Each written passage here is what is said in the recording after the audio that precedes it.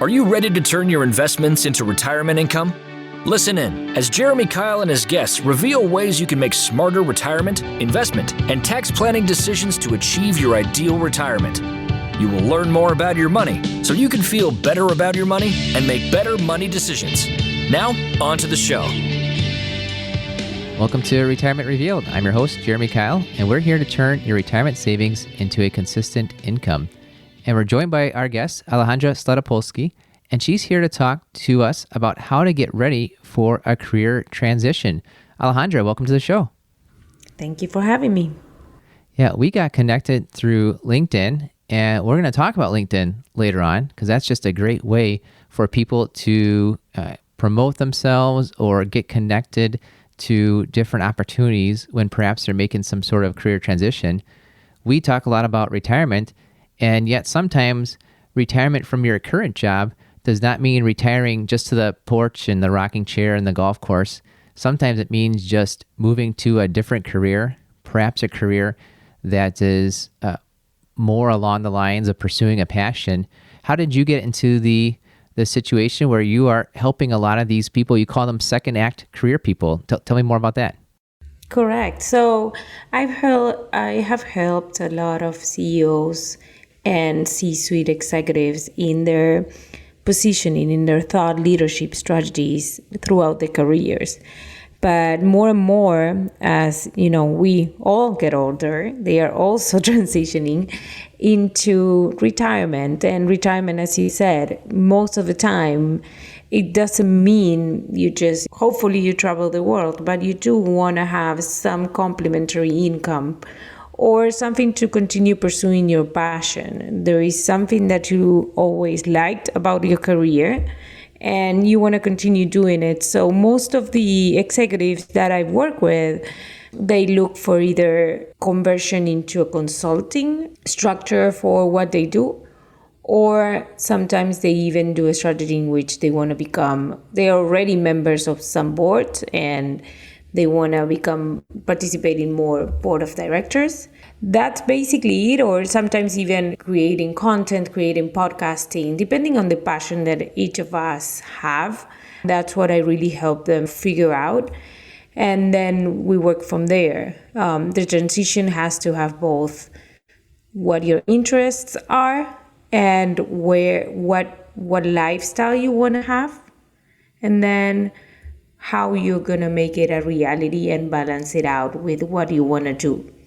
For sure. So a lot of times people are in a corporate job. They've maybe climbed the corporate ladder per se, and that's given them perhaps a level of comfort, perhaps a level of income. And I imagine this transition where they want to break away from that could be a little fearful, a little exciting, but what helped them succeed in climbing the corporate ladder might not necessarily be the attributes that help them become a great independent consultant or promote their work or to network and get into the different boards of directors. What types of things do people need to be prepared for as far as kind of the differences from going away from the corporate world more to maybe more the independent world?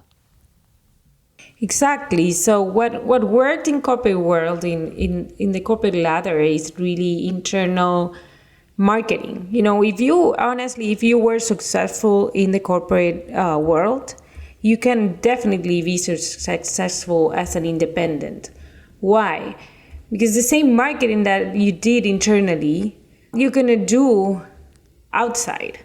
Of course, it's a no-no to promote yourself on LinkedIn as looking for another job or as an expert in something that your company doesn't offer. But I'm sure a lot of most successful C-suite executives are really good at building relationships, promoting their work within their organizations, and promoting what they've been doing. So once you do like that click in your mind and say, okay, the same thing that I've been doing inside this organization, I just need to do it to the outside world. I need to use LinkedIn to show the experience that I have. I need to reach out to other, what we call in marketing, we call them stakeholders, to other stakeholders or people that I've been in touch with throughout my career to tell them what I'm doing. It's basically it's the same qualities that you were doing during your career inside the corporate world. So I help them make that transition and think about it as a marketing plan. So what's your marketing plan? Most of them do use a lot of LinkedIn, announcing what their next move is.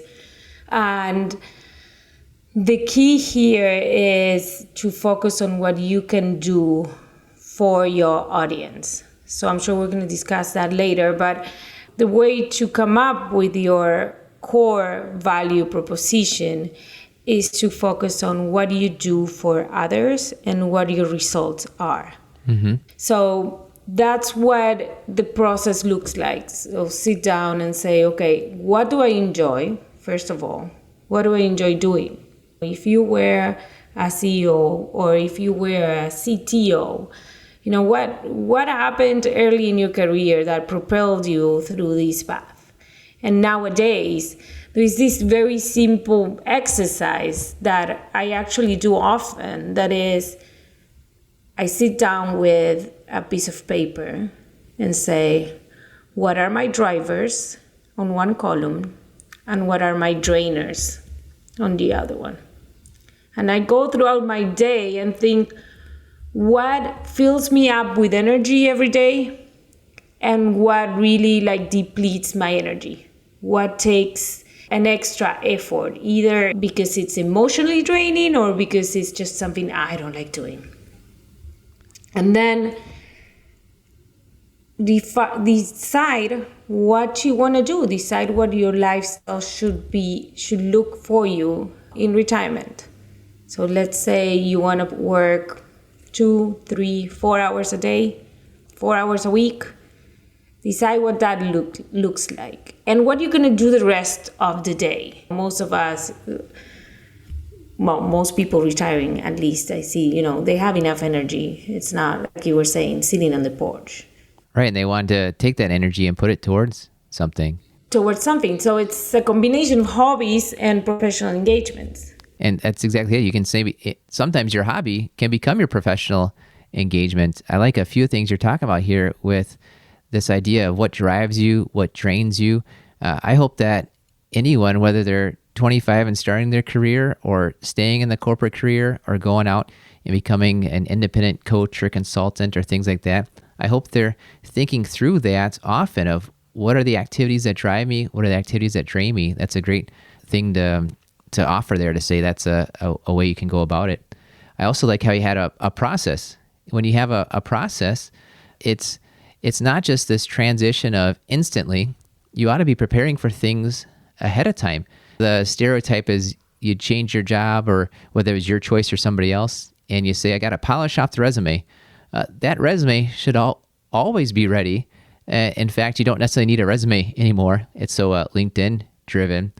Can you share with us what are some things people should be consistently doing just to be out there, whether it's LinkedIn or the professional community, things like that? Well, you should definitely be networking. Never underestimate who's in front of you, ever. You never know who that person knows or what they may become in the future. So that's one. And if it's something, and find a way to network that you enjoy. I dread networking parties that are too stiff, for example. The old days, I call them the old days because the other day I was at a networking party that there was no one business card exchanged. It was all with the phone, right? So the old days in which you stood somewhere and started exchanging business cards all the time, and then you forgot who it was, or you would make notes in the back of the business card, right? So for me, it's finding the networking space that makes sense for you. Golfing has been there forever, and there was a reason for that. Try to network within your hobbies or within your passions. For me, that's something that you should always do. And that may mean volunteering at organizations that are close to your heart or that are close to your career.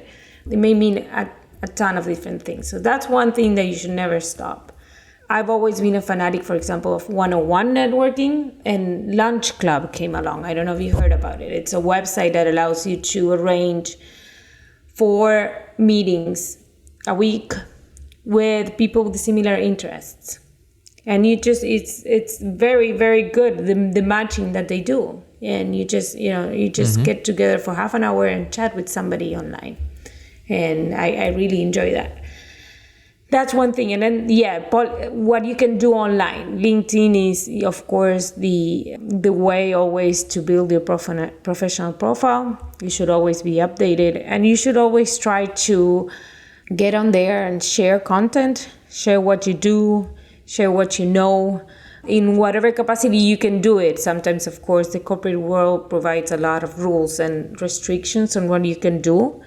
But I'm sure most of them have guidelines most companies have guidelines that you can use. And just if you follow the guidelines, I'm sure there's a ton you can do to discuss what you do, or discuss your industry, discuss what you know, congratulate others on what they're doing, comment on what others are doing. Just try to get in there at least, 3-4 times a week and show some activity and show what you're doing. Also, of course, maintaining an updated profile, uploading as much as you can in terms of any work that you can share. Sometimes it's private, but some other times there's a ton of work that we do every day and we take for granted that can be shared, and it really help others. I've got a few things that pulled out from that with the lunch club. I think that's a great thing to look into post-COVID here. Ever since COVID hit, a lot less one-on-one interaction, and that's just a great way to get back into some one-on-one interaction, is to network with people through that group, the lunch club. We'll have to make sure we find that link and put that in the show notes. But also too, with all the things you talked with on LinkedIn, a lot of people feel like you ignore LinkedIn because you have a job, and all of a sudden you need to start looking for a job, so you flip the switch, and people can see that. People can look at the history of, have you been commenting on things and sharing things? It just started last week. Okay, well, that's clearly you're looking for a job. Or maybe even if it's within your company, if all of a sudden you instantly start having this new activity on LinkedIn where you didn't have it before, maybe the company might think perhaps you are going to leave. I'm thinking of a family member of mine. He works in HR, and he is just consistently commenting, sharing. He's very active on LinkedIn, and I can imagine that that's a huge help to building his personal network right now. And it's a way to stay active. He'll become known within that industry. And whenever he might be looking for a different job or a new opportunity, if that's the case, that's just going to be a huge help to have a bigger network, to have a history of activity within the community. That's a great thing. Hey, sorry for the interruption. It's Jeremy Keil here, and I know you're listening to the Retirement Reveal podcast because you want to learn more about making great retirement decisions. I've created a free video course for you to do just that.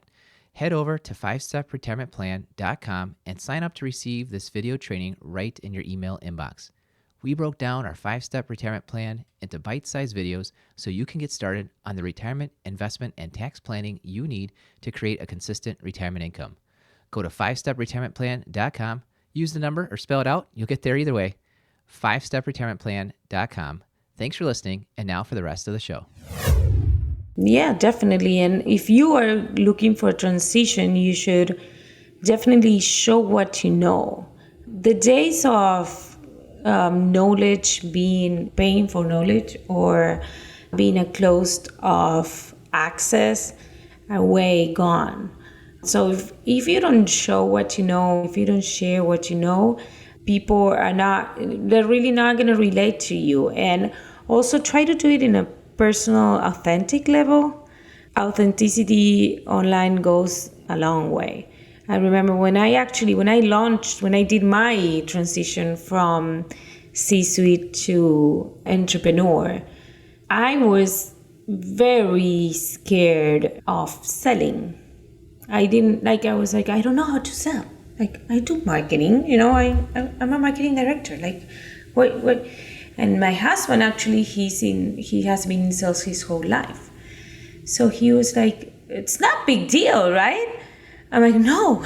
I was paralyzed. So he said, okay, this is what you're gonna do. You're gonna go out and look for people that say no. I'm like, what? Yeah. Once you get no's, you're gonna get a yes. And I was like, okay, that sort of, switch a flip for me, flipped a switch, sorry, for me. But also, the only thing I did, I remember my first quote unquote marketing action was to go through my LinkedIn, go through everybody I had met, which was much more people than I had realized, and actually ask for coffee.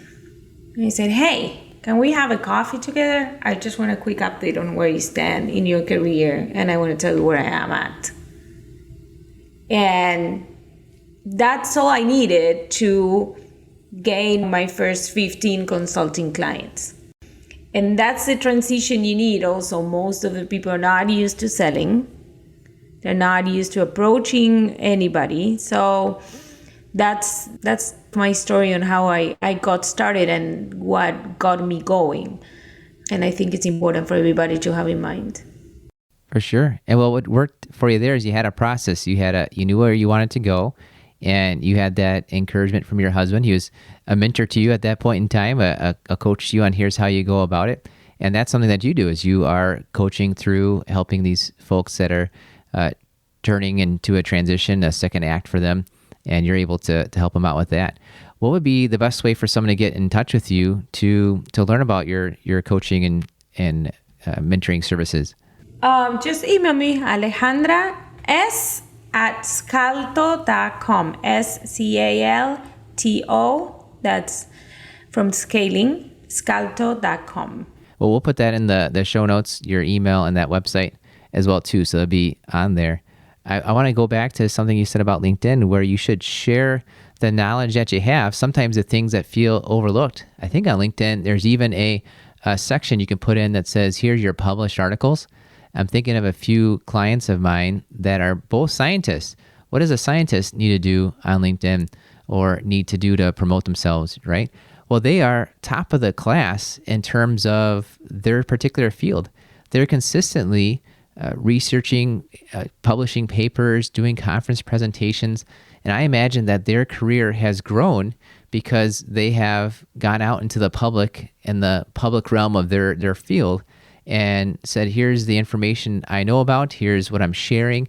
They're connecting with people at conferences. One of them even hit retirement, was still asked to present at conferences.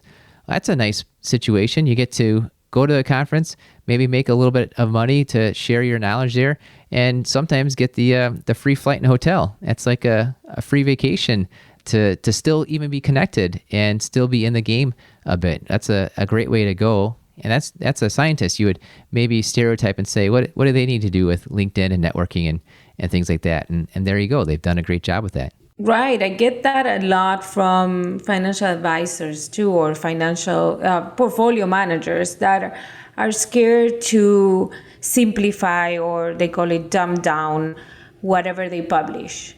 And making your content available to everybody and making it simpler so that everybody understands what you're doing does not make you look worse. It makes you look much better. And that's what you're saying about the scientists. So they open up what they do to the rest of the world, and that helps them network better, even if you don't share the technical details. And it helps spread the word much easier for everybody to understand what you're doing and help them translate it to other people. So I always use the dinner test with my clients. I tell them, okay, if you are at a dinner party and you explain what you do to somebody, can they turn around and tell it, exactly the way you did to somebody else?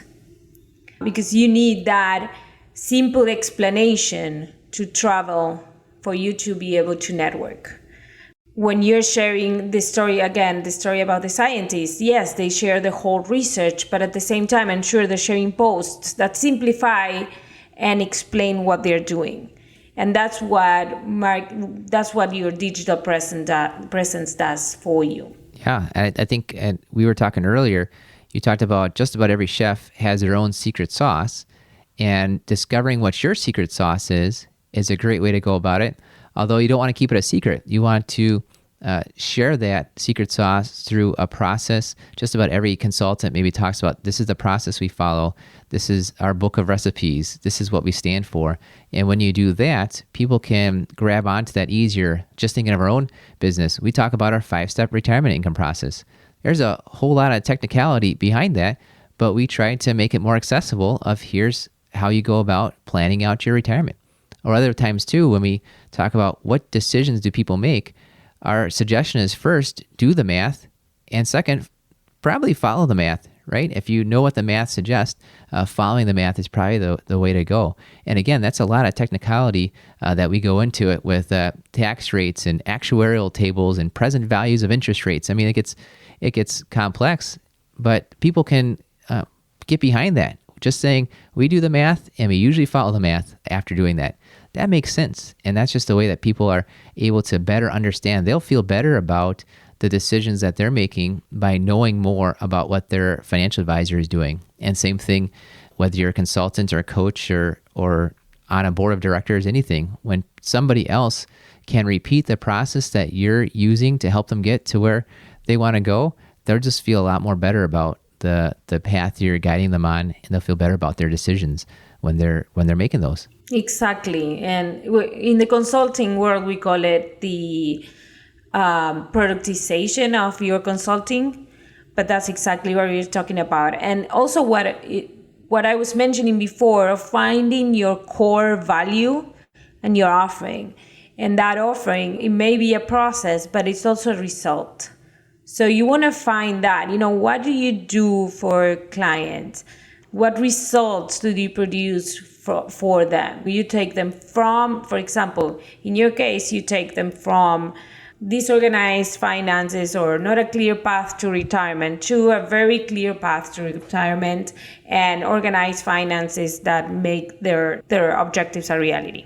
So in terms of what happens when you are a consultant, what is it that you're going to do for your clients? Or in the board of directors, what value are you going to bring to the table? Or as a speaker, what results are you going to get from the audience that you are presenting to? Are you going to engage them? Are you going to motivate them? Are you going to inform them?